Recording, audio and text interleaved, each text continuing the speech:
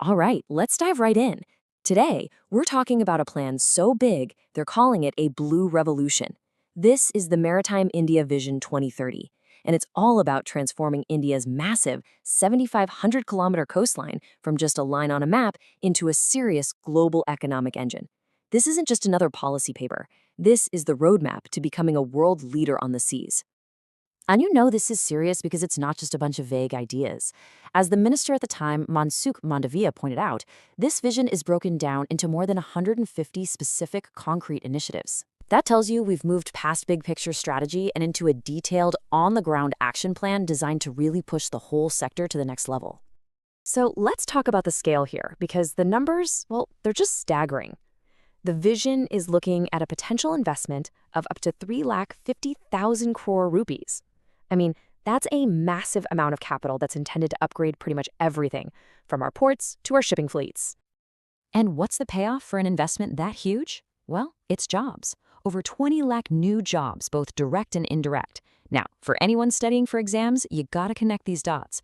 This kind of investment is a direct engine for employment. That's a key takeaway right there. When you boil it all down, the Maritime India Vision 2030 is a huge piece of the puzzle for Atmanirbhar Bharat, or a self-reliant India. See, the goal isn't just about handling our own stuff more efficiently, it's about positioning India as a maritime powerhouse that other countries actually rely on. So, how's this all going to happen? Here's how we're going to break it down. We'll start with the big numbers behind the vision. Then, we'll dive into the plans for building world-class digital-first ports. After that, we'll look at the policy changes and the money needed to make it happen, the big push for going green, and then we'll wrap it all up with the key takeaways for your exams. Let's get into it. Okay, first up, the physical stuff. The absolute foundation of this whole vision is creating ports that are genuinely world-class. We're talking about infrastructure that can go head-to-head with the global giants like Singapore and Rotterdam. Now this table, this is where you can really see the ambition. We are not talking about small incremental changes here. This is about making massive leaps. For instance, getting vessel turnaround time under 20 hours, that's a huge boost to efficiency. And look at the plan to have over 85% of cargo handled by public-private partnerships. That's a fundamental change. But maybe the boldest goal of all is to catapult India into the top 10 for shipbuilding. That would be a complete game changer. Which brings us to a really critical question, right? It's one thing to build amazing ports, but how do you actually convince the world's biggest shipping companies, the mainliners, to make India a primary hub and not just another port of call? Okay, all you exam aspirants, listen up, because this is a perfect mnemonic for you, the 7 Ps of port preference. If you want to attract the big players, you need the right proximity to trade routes. You need deep port draft for their massive ships. You need high productivity. You need positive economics, smooth processes like customs, value-added plus services like refueling, and finally, efficient pathways to connect the port to the rest of the country. If you can master these 7 Ps, you've got a winning formula. But you know, world-class hardware is only half the story these days. It's totally useless without world-class software to run it. And in the 21st century, that means taking a massive digital leap forward to create smart, efficient, and basically paperless ports.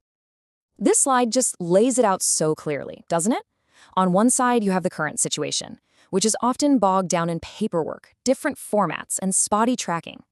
And on the other, the MIV 2030 solution, unified digital platforms that cut right through that clutter and give everyone a single source of truth for all cargo. At the heart of this whole digital push is something called the National Logistics Portal Marine, or NLP Marine. Think of it like a single digital window for absolutely everything related to maritime trade. Importers, exporters, shipping lines, ports, customs, everybody plugs into this one system. You can imagine how this will slash delays, paperwork, and costs, which directly boosts India's ranking and ease of doing business. So while the NLP connects the port to the outside world, the internal engine is going to be the Enterprise Business System, or EBS. It's really built on 3 simple pillars: a core system for the day-to-day port operations, a standard ERP system for things like finance and HR, and then auxiliary systems for everything else. Making this standard across all major ports is the key to unlocking massive efficiency gains.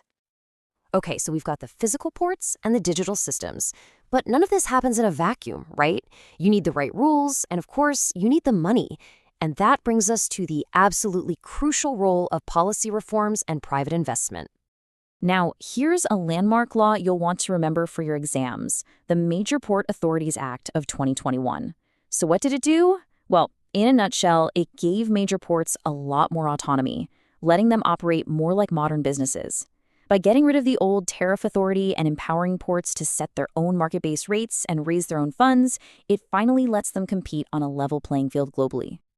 And to help pour fuel on this fire, the vision proposes a brand new maritime development fund with a capital of 25,000 crore rupees.